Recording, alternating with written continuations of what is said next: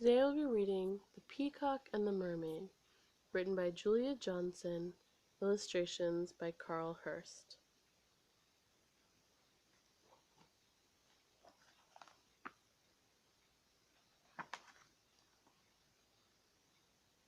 Long ago, when the world was new, Peacock's feathers weren't green and blue. He didn't wear a dazzling gown. Back then he was quite simply brown. Peacock found it most unpleasant to be mistaken for a pheasant. I want above all else a robe to make me famous round the globe, in shades of ocean blue and green, and all the colors in between. But his singing voice was sweet, to hear him then was quite a treat. His song was musical and charming, today his cry is quite alarming, and yet he did not care at all for his silver bell-like call.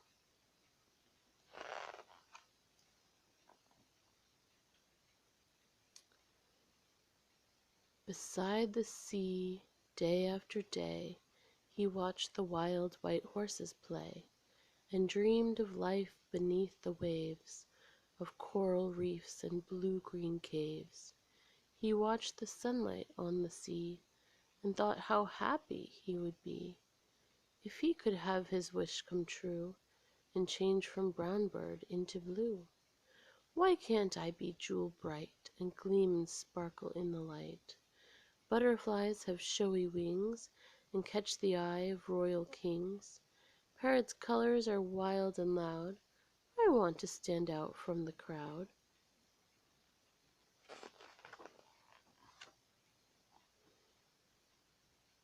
But he found the other creatures quite contented with their features, and they couldn't understand why he dreamed of being grand. Tiger loved his stripy fur. He liked to roar and growl and purr, and all of them admired their tails. The most enormous one was whales. Mouse liked his, for it was long, and Monkey's was extremely strong. Crocodile's was hard and tough, and Rabbit's just a ball of fluff. Lion loved his shaggy mane, but Peacock wanted a fancy train of ocean blue and deep sea green, and all the colors in between.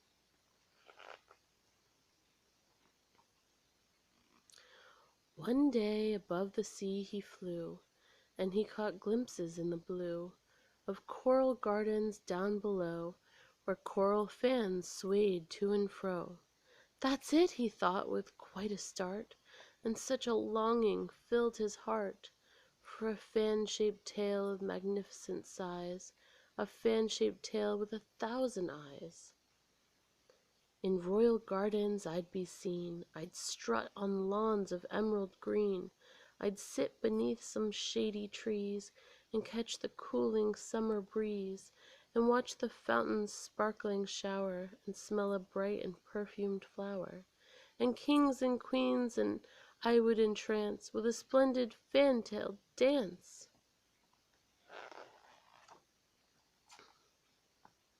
He dreamed, he schemed, he thought and planned, with shells he laid out in the sand, a fan-shaped tail of magnificent size, a fan-shaped tail with 1,000 eyes.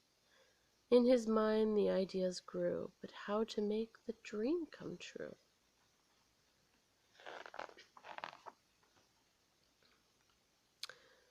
Alone and discontented he paced the sand beside the sea, and through the night sang to the moon a rippling liquid silver tune, which echoed far beneath the waves, where it was heard in deep sea caves. A pretty mermaid living there sat on a rock and combed her hair. All at once her ears were ringing with the peacock's lovely singing. She left her rock and dropped her comb. She left her underwater home.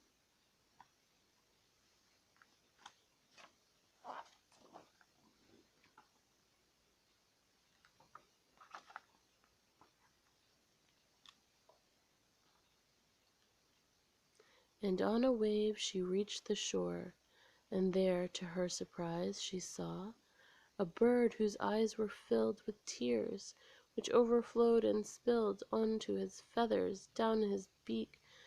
Then she decided she must speak. "Are you the owner of the song? If so, please tell me what is wrong. A voice like yours would make me glad, and yet I see you're very sad." Peacock blinked, then dried his eyes, and after heaving several sighs, he said, "I hate being dull and brown. How I'd love your twinkling gown of ocean blue and deep sea green, and all the colors in between, and a fan-shaped tail of magnificent size, a fan-shaped tail with 1,000 eyes." The mermaid's blue eyes opened wide. She thought a moment, then replied, "Very well then, come with me, and you shall be what you want to be. But if I grant this wish for you, there is something you must do."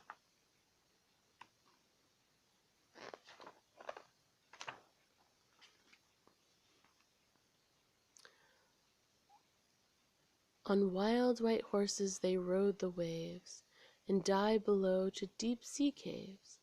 And here he found beneath the ocean a world of color, of rhythm and motion, where dolphins played and flicked their tails, and fish swam by with shimmering scales.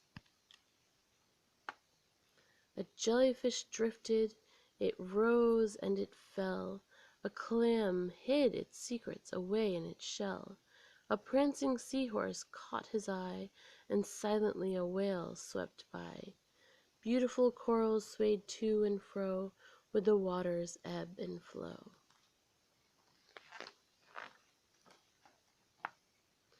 Then at last the peacock saw a sea-glass palace with a sea-glass door, and when the door was opened wide, Peacock and Mermaid swam inside. The palace glowed with a magical light. He'd never seen such a beautiful sight. There swam before him 1,000 girls, mermaids hung with shimmering pearls, carrying feathers of blue and green, and all the colors in between, feathers of such magnificent size to make a fan with 1,000 eyes. With nimble fingers they had stitched together every single blue-green feather. To each they added a golden scale. He'd never seen such a wonderful tail. And when at last their work was done, they gave it to him to try it on. Before a mirror he preened and pranced, and then he spread his tail and danced. He rattled and shook, he quivered and swayed, and all of the wonderful feathers displayed. The mermaid said, "Has your dream come true?" The peacock replied, "Yes, indeed, thank you. I longed for a tail to set me apart.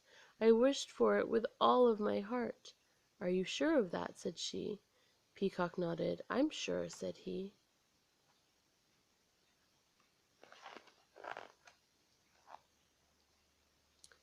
The mermaid said, "Well, that's not all," and round his shoulders placed a shawl of the brightest sapphire blue.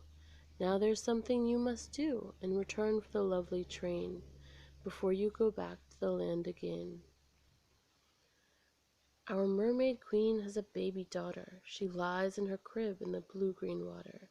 A sea witch cast a wicked spell, and straightway the baby fell into a sleep of frightening dreams. Day and night she wails and screams. Sing your song so her nightmares cease. Sing your song to bring her peace." The peacock nodded and bowed his head. "Take me to her then," he said.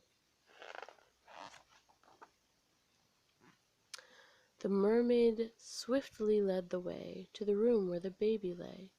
The peacock raised his head and sang. His song was crystal clear and rang through the palace like silver bells. The mermaids caught it in their shells. Straightway the tiny child opened her pretty eyes and smiled. The mother stroked her baby's cheek, her heart so full she couldn't speak. Then peacefully the baby slept, and when the peacock saw, he wept, for now he began to understand. It wasn't important being grand, But here he'd had to make his choice, and in the choosing lost his voice. The mermaid said, "You mustn't weep, for our mermaid queen will keep your song to soothe her baby daughter, but now it's time to leave the water." And so they left the deep sea caves, and once again they rode the waves. The peacock's feathers weighed him down, he feared that he must surely drown. But the mermaid set him free, and released him from the sea. She placed a crown upon his head. "Goodbye, my peacock friend," she said.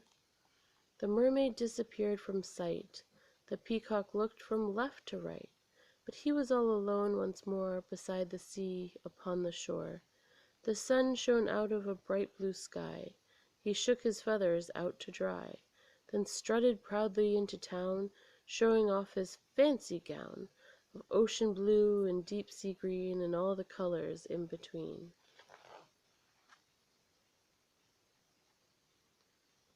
Very soon a princess heard about this beautiful colored bird, and when he spread his feathers and danced, she watched and she gasped, amazed and entranced. He rattled and shook, he quivered and swayed, and all of the wonderful feathers displayed. In his fan-shaped tail of magnificent size, his fan-shaped tail with 1,000 eyes. From that moment on, the peacock was seen on palace lawns of emerald green, or sitting beneath some shady trees, catching the cooling summer breeze, watching the fountain's sparkling shower, or smelling a bright and perfumed flower.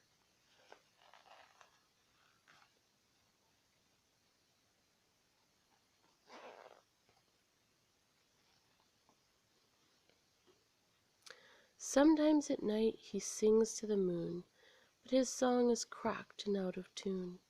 He remembers swimming through the waves with a lovely mermaid in deep sea caves, and as he dreams his eyes grow dim. Do the mermaids remember him?